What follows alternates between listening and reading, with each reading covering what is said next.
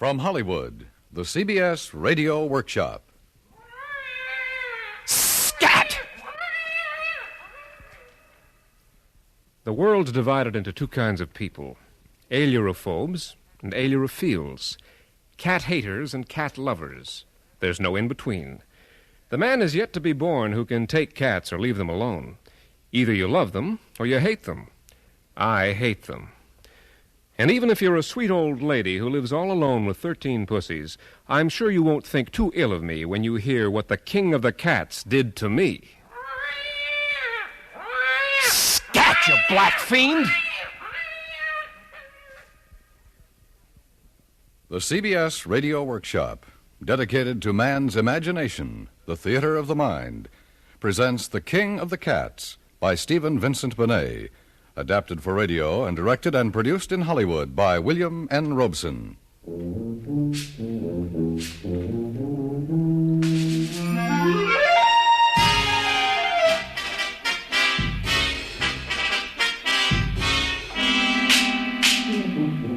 If I hadn't been so young, I suppose I could have taken it in stride. Of course, I didn't think I was young. I was 2 years out of Yale, and I thought I knew all the answers. Certainly, I knew I was in love.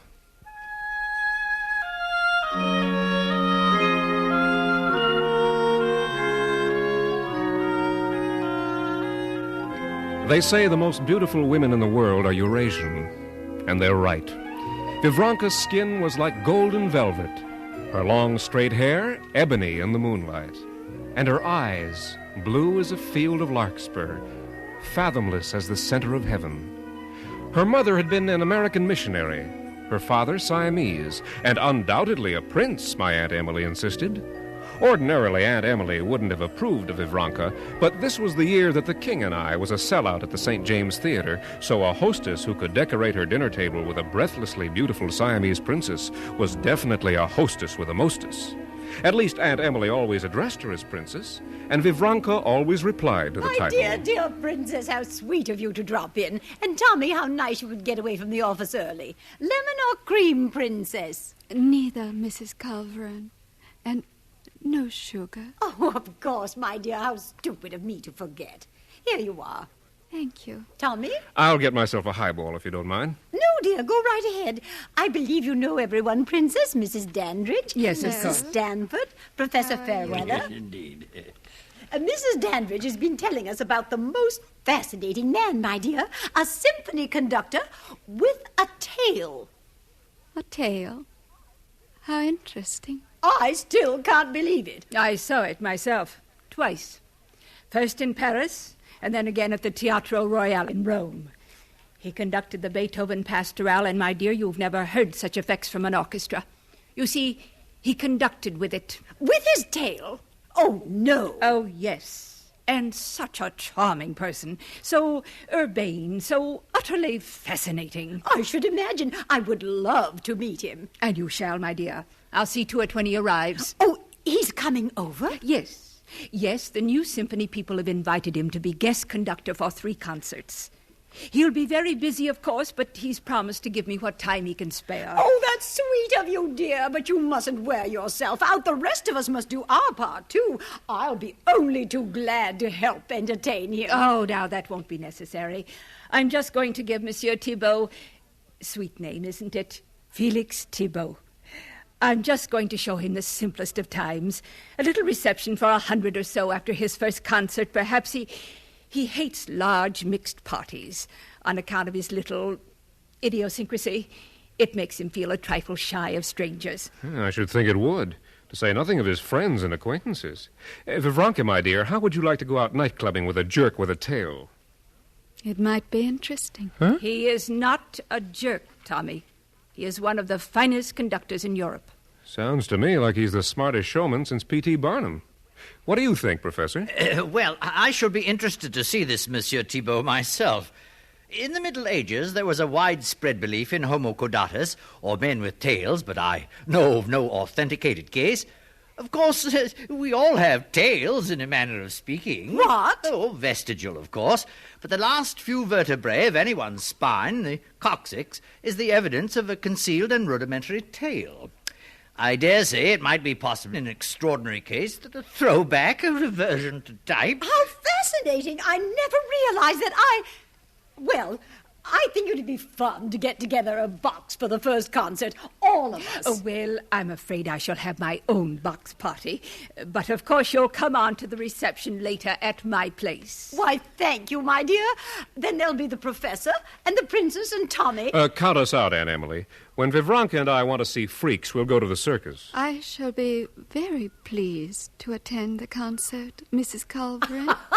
Splendid, my dear. But Vivranka... Is there anyone you'd like me to ask to replace Tommy? But Aunt Emily... It doesn't make any difference. I'm only interested in meeting this wonderful Monsieur Félix Thibault. But Vivranka... I went to the concert. What else could I do? We took our seats in the box as the orchestra took theirs on stage and began their aimless squeakings and tootings, those caterwaulings which I must confess make about as much sense to me as the music that follows. Aunt Emily was in a dither of fluttery expectation. Professor Fairweather had lost much of his scientific detachment, and Vivranka, gorgeous Vivranka, sat beside me silent, but so tense I could almost feel her breathless expectation, and I didn't like it at all. And then Monsieur Thibault walked on stage, a lithe, dark-haired man with piercing eyes like a black panther, his head weaving the way the big cats do when they're behind bars. It was true. They hadn't lied. From beneath the tails of his dress coat curled a third, a living tail, which he carried nonchalantly draped over his wrist. He acknowledged the presence of the audience with a regal bow. And then that incredible tail twined with dainty carelessness around a black baton on the podium. While he remained facing the audience, the tail rapped 3 times upon the podium for the orchestra's attention, and then raised for the downbeat. At this horrible moment, I glanced at Vivranka. Her whole body was rigid as steel, and the blue flowers of her eyes were bent upon Monsieur Thibault in terrible concentration. She took my hand in hers, and her long red fingernails felt like a claw as the hideous tail of that monster on stage lashed into the downbeat of Night on Bald Mountain.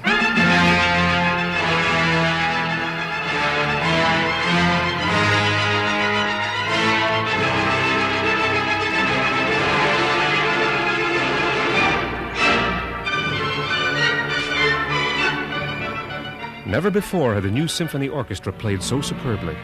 And certainly never had it been led with such a genius. Freak, showman, poseur, whatever else Monsieur Thibault might have been, he was certainly a great conductor. No man's hands and arms, no matter how dexterous or eloquent, ever equaled the delicate elan and powerful grace of Monsieur Thibault's tail. A sable staff, it dominated the brasses like a flicker of black lightning. An ebon and elusive whip, it drew the last exquisite breath of melody from the woodwinds and ruled the stormy strings like a magician's wand.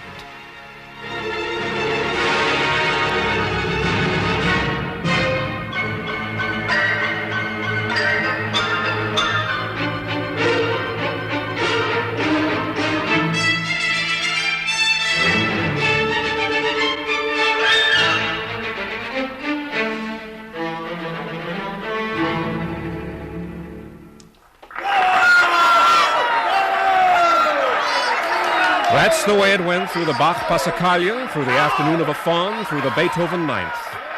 New York music lovers had never heard anything like it before, and New York music lovers never behaved quite like this before.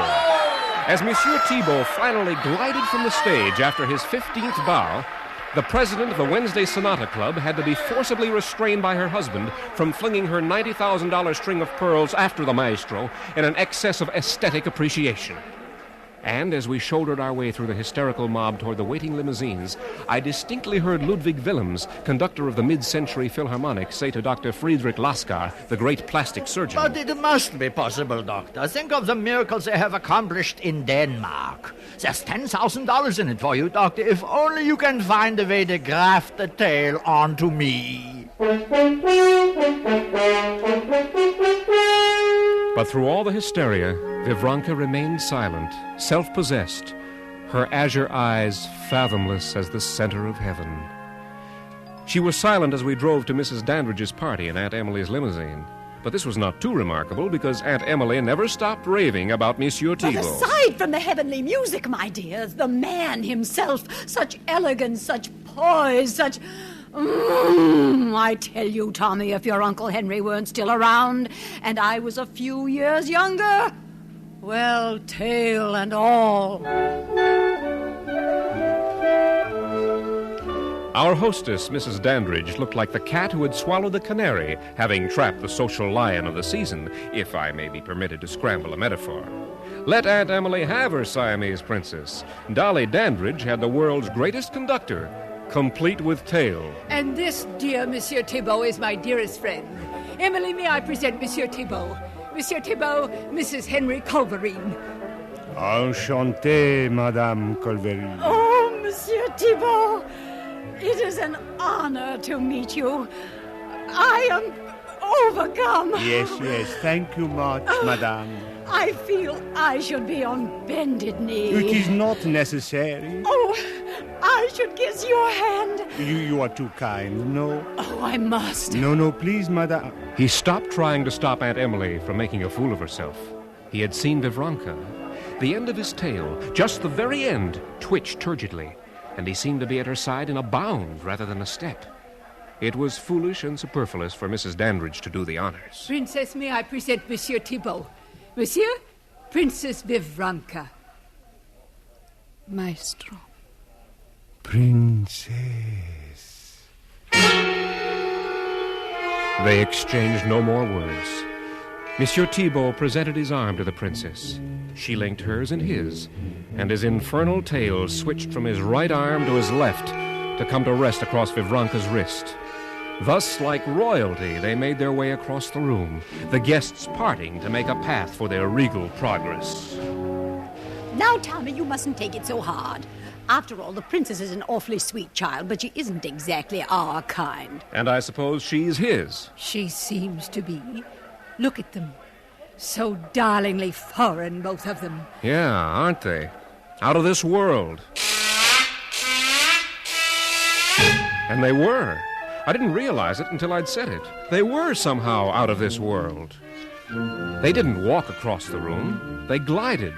That tail-coated maestro with his third tail so insidiously ubiquitous, and the princess's hips swaying in the golden-threaded silken sheath of her skirt. A bas-relief from Angkor Wat, suddenly breathing life.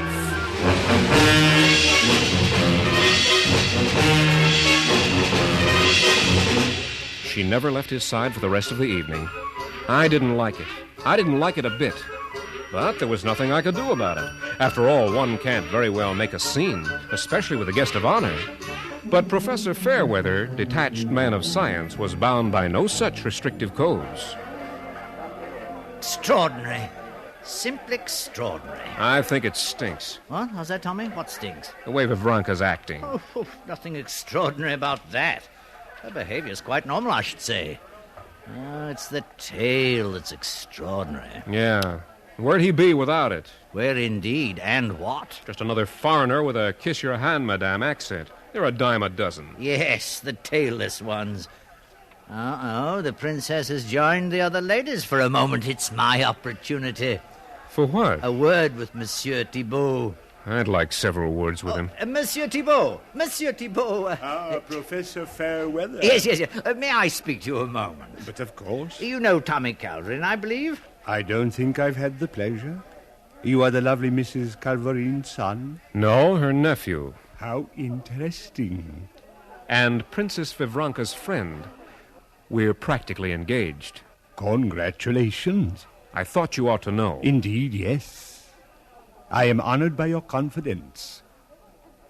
Now, Professor. Yes, Monsieur Thibault, I speak to you as a man of science. Yes? A true specimen of Homo caudatus has been unknown to modern science until now. Homo caudatus? Yes, a man with a tail. What? Come now, Professor, it's nothing to be sensitive about. My interest is purely impersonal. Your interest? Yes, purely scientific. It wouldn't take much of your time, a morning or an afternoon, perhaps, no more. What would not take much time? An examination and measurements, X-rays and An so examination? Measurements of what? on. Your tail. Dammer for di blocco canmian! Monsieur Thibault, Ari you the ought to... natus! Monsieur Thibault's tail lashed stingingly across the professor's face, cutting off his last words. Then the conductor turned and stalked out of the room, growling and spitting in his anger. Without even bothering to retrieve his hat and coat, he kept right on through the foyer and on out into the chilly night. Oh, dear. Ah, wonderful, Professor. Wonderful. I can't thank you enough. Oh, for what, Tommy? For getting rid of him. But I wasn't trying to get rid of him. I know, but you did. And that's all that counts. Only he didn't. Aunt Emily realized at once that Mrs. Dandridge had lost her catch. For certainly Monsieur Thibault would never again enter the house where he had been insulted.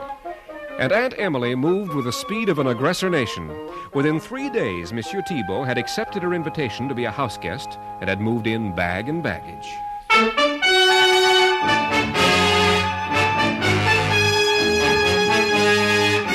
Now there was no escaping my tailed nemesis.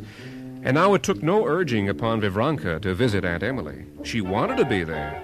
She preferred being there to any entertainment I could offer her. But there was one ray of hope. Thibault was committed to a long concert tour all the way to the coast, and with him out of the way, I felt sure I could mend the fences he had torn down. The day before the farewell dinner Aunt Emily was giving him, I dropped by after work to find my aunt in more than her usual dither. Oh, Tommy, isn't it just too exciting? I don't know, Aunt Emily, until I find out what it is. Why, Monsieur Thibault and the princess, of course. What about them? They're in love. This scarcely strikes me as news. And they're going to be married. Oh, no. Yes, I'm going to make the announcement at the dinner party tomorrow night. Aunt Emily, how can you do this to me? Well, I didn't do it to you. Anyway, you must face this like a man. You know, you must find some nice homey girl like that Gretchen Woolwine from Chicago. You used to like her. I was younger than Aunt Emily, and that was before I knew Vivranka. Well, my dear, I'm afraid you've lost your princess. C'est la vie, c'est l'amour, as I always say. Where is Vivranka? Is she here? Oh, my, yes, she's in the library with Monsieur Thibault. Naturally. Now, don't disturb them, dear. I'm sure they want to be alone. Naturally. The hard knot in the pit of my stomach grew and grew. Finally, when Aunt Emily chattered off to change for dinner, I slipped down the hall toward the library. I couldn't hear voices, and the room was dark. I was about to flick on the light switch when I heard a strange sound. And then I saw them silhouetted in the dying light of a fire. Thibault was seated in a chair, and Vivranka crouched on a stool at his side, while his hand softly, smoothly stroked her dark hair. And all I could think of was black cat and Siamese kitten. And then I realized what the sound was. They weren't talking to each other. No, they were purring to each other. But Professor Fairweather, what am I going to do? Now, Tommy, you must get hold of yourself. This whole thing has disturbed you to the point of hallucination. Nonsense, Professor. I heard them. I tell you, I heard them purring. Fantasy, sheer fantasy. Just because the man does have a tail, you're imagining... I'm positive he's a cat. And you cannot stand the thought of Vivranka marrying... I can't stand the thought of her marrying anyone. But a cat?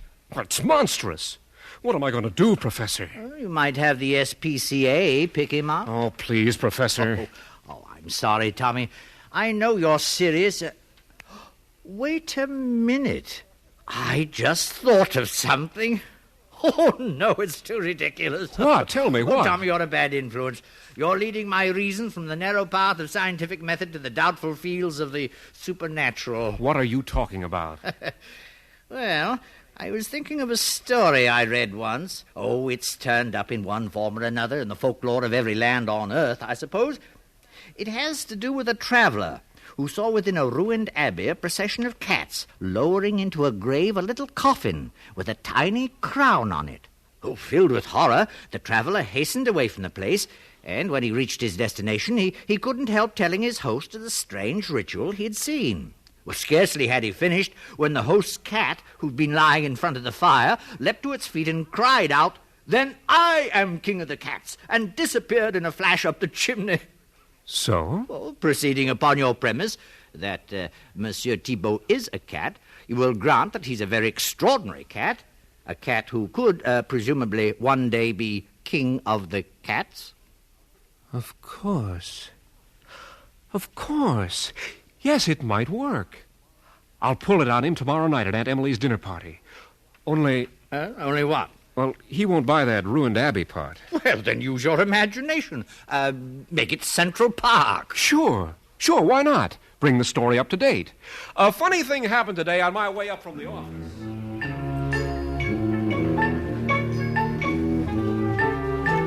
Aunt Emily outdid herself. Her dinner table was a poem of spring flowers, gold plate, the purest white linen, the candles fluttering ever so little in the warm night breeze that came through the open French doors. Time and again through the first 3 courses, I tried to get into the stream of conversation, but when Aunt Emily's on, this is practically impossible. Thibault and Vivronka, seated on either side of her, were oblivious of everything. They ate little and never took their eyes off each other. Finally, the plates were being taken away, and I knew Aunt Emily was going to make her announcement during the dessert course. I just had to get my 2 cents worth in first. You'll never forget that summer. Eden Rock was never gayer. And after the Duke and the Duchess arrived, well... A funny thing happened on my way up from the office this evening. Tommy, I was about to tell... A funny thing happened on my way up from the office this evening. I was taking a shortcut across Central Park when I came upon the darndest thing. In a little clump of bushes, I saw a procession of cats. 6 or 8 of them. And they were carrying a little coffin toward a tiny open grave. And on the coffin was an exquisite little golden crown. Now, isn't that the strangest thing? Silence. The guests looked at me as though I were quite mad. That is, all except Thibault and Vivronka. Thibault looked at me, the end of his tail flicking above the edge of the table, and Vivronka looked at Thibault, the way she had that night at the concert, tense, breathless, her eyes blue flame. At last, Aunt Emily spoke. Well, Tommy, are you quite finished? Yes, Aunt Emily, that's all I had to say. I should hope so. Well, that summer, when the Duke and Duchess Excuse came down... me, Mrs. Calverine. Oh, of course, Maestro. Tommy, you are quite positive of what you saw this evening? Oh, yes. Yes, you don't go around making up things like that. No, of course not. Yet one must be sure of the details. Now, there was a crown on the coffin, you say? That's right. A golden crown? Yes? With tiny pearls on it? That's right. You're absolutely sure? Absolutely. Then I am king of the cats! He leapt to his feet from his chair to the table and in one bound disappeared through the open French window. And an instant later, Vivronka followed. As she disappeared from the balcony to the alley below, I caught just a glimpse of something protruding beneath her silken-sheathed skirt. It was a black-tipped, golden tail.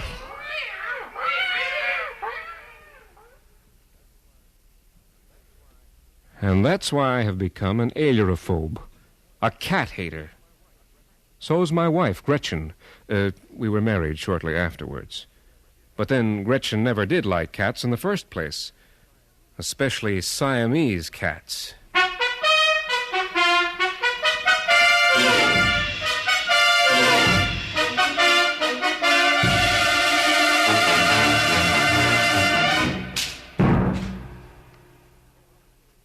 From Hollywood, the CBS Radio Workshop has presented The King of the Cats by Stephen Vincent Benet, with Byron Kane as Tommy, music arranged and conducted by Amerigo Marino.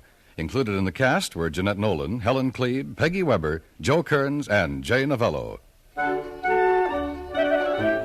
Next week, from New York, the workshop will present a psychological study of the do-it-yourself movement, The Day the Roof Fell In, by Charles S. Monroe.